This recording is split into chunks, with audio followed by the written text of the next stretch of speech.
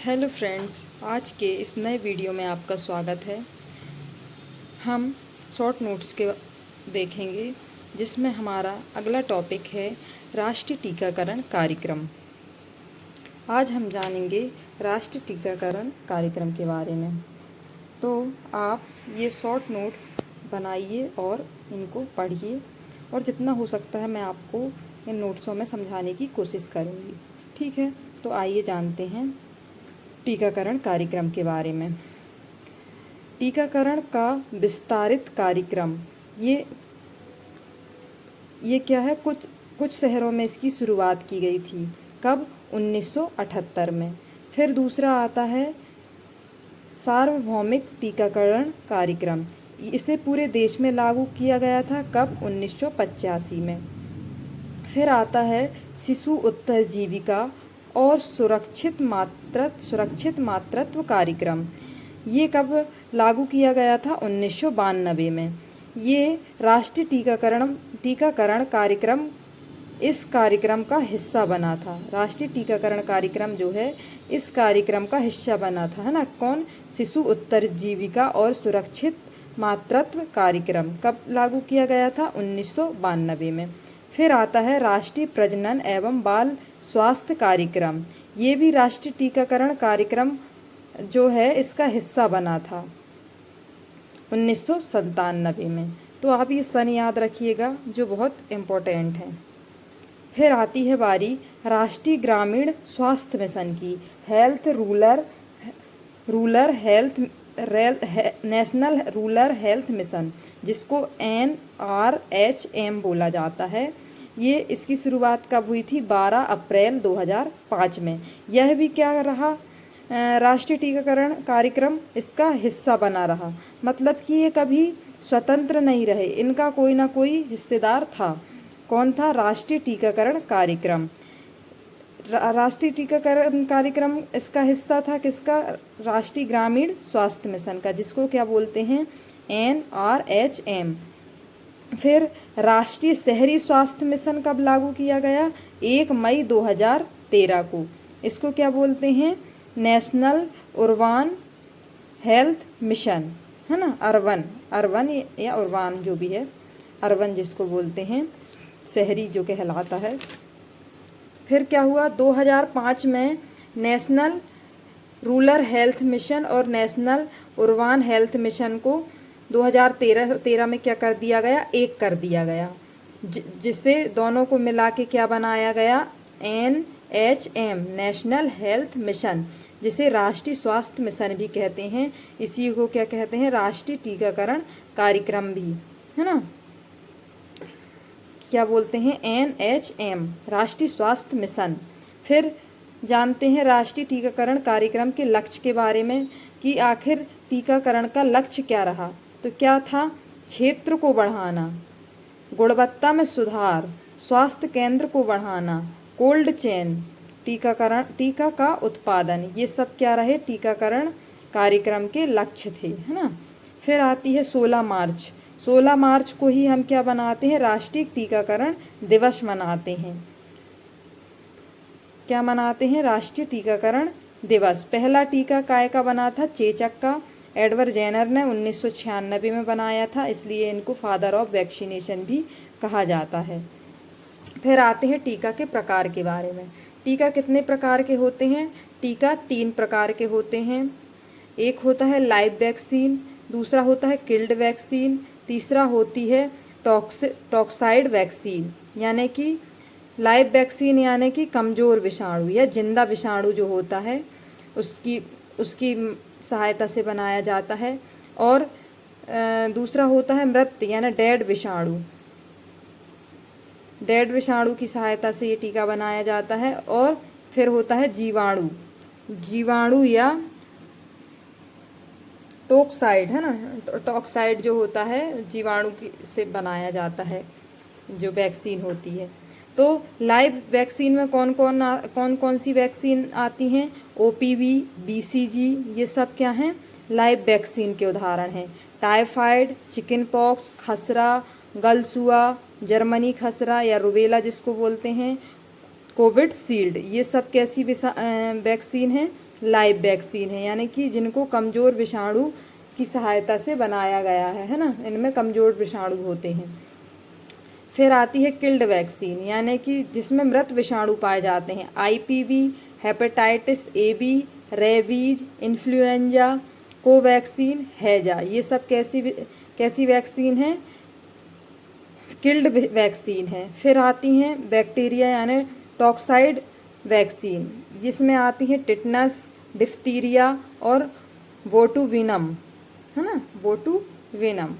अब इनके प्रकार देख लिए, ये 3 टाइप के होते हैं और उनमें कौन कौन सी वैक्सीन होती हैं ये भी देख लिए।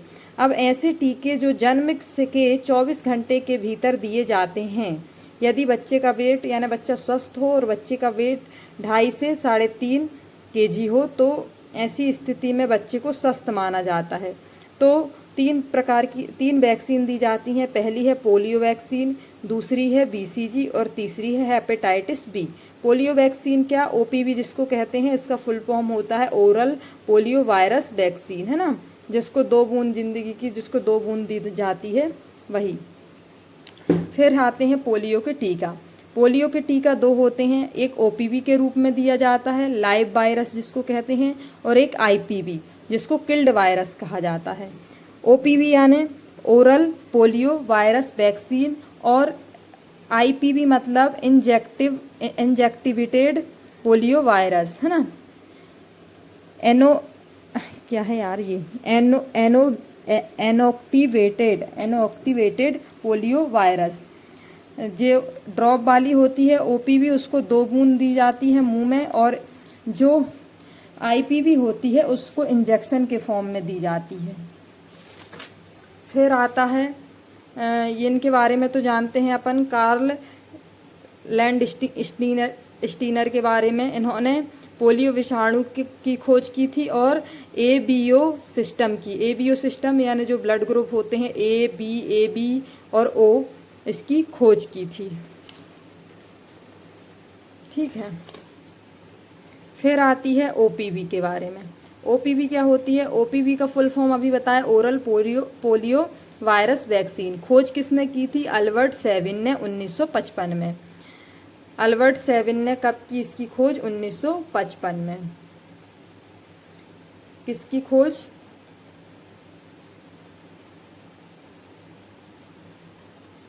ओपीवी की। डोज कितने होते हैं इसके? 5 डोज होते हैं, एक जन्म के समय, एक 6 वीक में, एक 10 वीक में, एक 14 वीक में और एक 16 से 24 वीक में। 5 साल तक हर साल 2 बूंद पिलाई जाती है, और इतना ध्यान रखना। ठीक है। फिर आती है आईपीवी, एनोक्टिवेटेड पोलियो वैक्सीन जिसको बोला जाता है। जॉन्स साल्क ने 1961 में इसकी खोज की, है ना। इंजेक्शन है, डोज इसके 2 होते हैं, 0.1 ml का डोज दिया जाता है 6 वीक में और 10 वीक में। त्वचा के नीचे सीधे हाथ पर, है ना, त्वचा के नीचे जो होता है सीधे हाथ पर इसका टीका लगाया जाता है। लास्ट केस कब मिला था इसका पोलियो का? पश्चिम बंगाल 2011 में हावड़ा में देखा गया था। पोलियो मुक्त कब हुए? 27 मार्च 2014 को। प्रभावित अंग क्या होता है पोलियो से? तंत्रिका तंत्र। अब आती है बारी, अब आगे जानते हैं बीसीजी के बारे में। बीसीजी की खोज किसने की थी? बेसिलस कॉलमेट ने की थी 1921 में। बीसीजी का फुल फॉर्म क्या होता है? बेसिलस कैलमेट यूरिन, है ना। फिर प्रतिरोधक क्षमता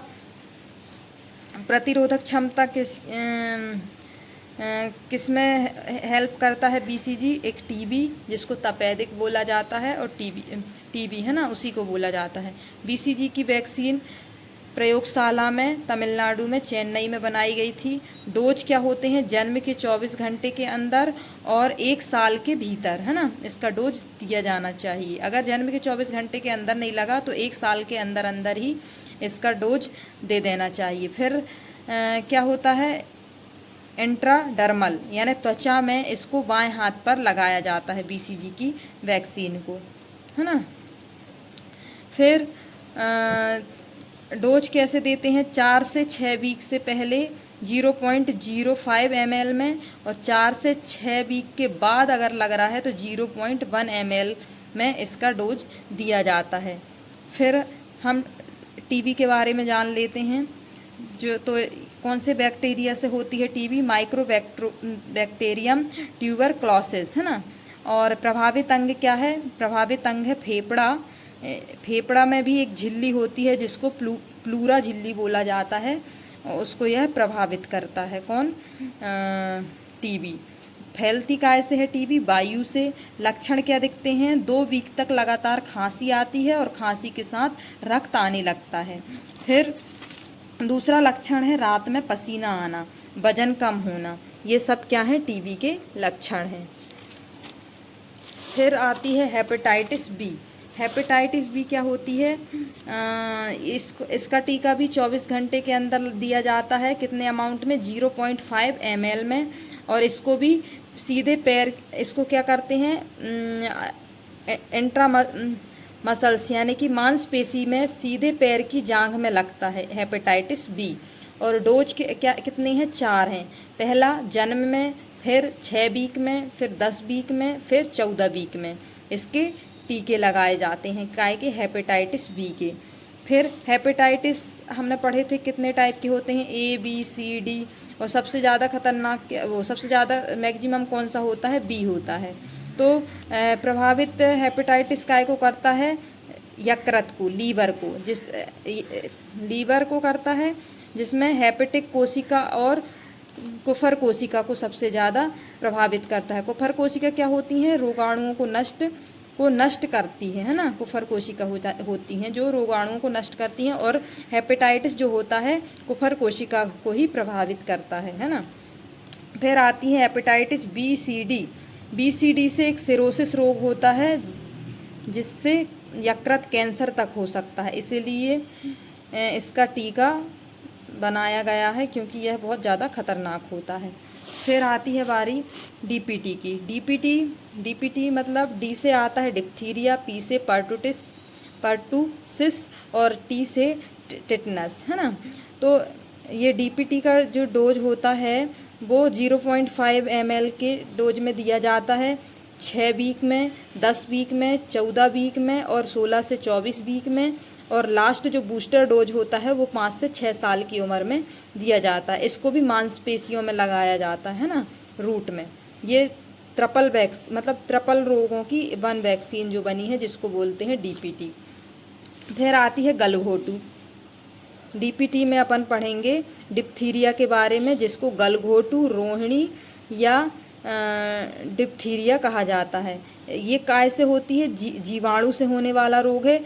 जीवाणु का नाम है कॉर्नी माइक्रोबैक्टीरियम डिप्थीरिया। प्रभावित अंग क्या है? गला है। फैलता है वायु से और उपचार है वैक्सीन, है ना। प्रभावित अंग क्या है? गला है। गला कैसे है? ये गले की जो कोशिका होती है प्रोटीन, जहाँ पे प्रोटीन का निर्माण होता है, प्रोटीन का निर्माण करना ये बंद कर देती है, जिससे कोशिका की क्या हो जाती है? मृत्यु हो जाती है और गले में एक परत जमने लगती है। उसी को क्या कहा गया है? गलघोटू कहा गया है। फिर आती है पर्टुसिस, है ना। पर्टुसिस या जिसको बोलते हैं काली खांसी। इसके जीवाणु का नाम है बोर्डटेला पर्टुसिस। फैलता काय से है? सर्दी खांसी से फैलता है। प्रभावित अंग है फेफड़ा, श्वसन तंत्र, है ना, फेफड़ा या श्वसन तंत्र। फिर आती है टिटनेस की बारी। टिटनेस क्या होती है? कौन से जीवाणु से फैलती है? क्लास्ट्रीडियम टिडनी। इसको जॉ एंड लॉक डिसीज भी कहते हैं टिटनेस को। ये फैलती है धातु और मिट्टी से। प्रभावित अंग है मांसपेशी, जबड़ा बंद और तंत्रिका तंत्र भी इससे प्रभावित होता है।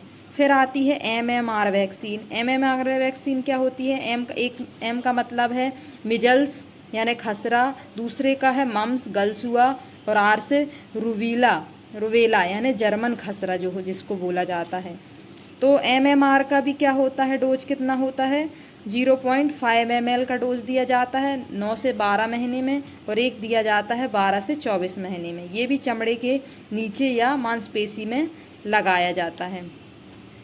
फिर आती है क्या? मम्स वायरस, मम्स जो होता है वायरस से फैलता है। वायरस का क्या नाम है? पायरोमैक्सो वायरस। प्रभावित अंग है सिलेवरी ग्लैंड, यानी जिसको क्या बोलते हैं, लार ग्रंथि। लार ग्रंथि क्या होती है? ये 3 जोड़े में पाई जाती है, जिनकी संख्या कितनी होती है? 6 होती है। 3 जोड़े में होती है। ये तीनों कौन कौन सी होती है? एक होती है पैरोटिड ग्रंथि, दूसरी होती है सब लिंगल ग्लैंड, और दूसरी होती है सब मैंट्रीबुलर ग्रंथि। पैरोटिड ग्रंथि में ये सबसे बड़ी लार ग्रंथि होती है, और जो गलसुआ होता है इसी को प्रभावित करता है। सांप का जहर भी इसी से निकलता है। किससे? पैरोटिड ग्रंथि से। फिर जो लार होती है, लार में 99% क्या होता है? जल होता है, और 1% क्या होता है? बिकर होता है। बिकर में ही क्या होती है? एंटीसेप्टिक होती है, जिसको लाइजोजाइम बोला जाता है। एक दिन में 1 से 1.5 लीटर हमारे मुंह से क्या निकलती है? लार निकलती है। लार में टाइलिन भी होता है, टाइलिन और सिलेवरी अमाइलस जिसको बोला जाता है, जो कार्बोहाइड्रेट को पचाता है, और स्लाइवरी लाइपिस जो होता है वो किसको? वसा को पचाता है। फिर आती है बारी मम्स की। मम्स क्या है? जिसको मीजल्स भी बोला जाता है। कौन से विषाणु से होता है? मॉर्बिली वायरस से होता है। प्रभावित अंग है त्वचा, फैलता है छींक और खांसी से। लक्षण होते हैं रैसेस यानी धब्बे, तेज बुखार, निमोनिया, और मृत्यु तक हो जाती है ना। फिर आता है रुबेला यानी जर्मन खसरा जिसको बोला जाता है। कौन सा विषाणु होता है? रुबेला ही होता है। प्रभावित अंग त्वचा होती है, फैलता है छींक और खांसी से। लक्षण इसमें भी रैसेस और हल्का बुखार देखने को मिलता है।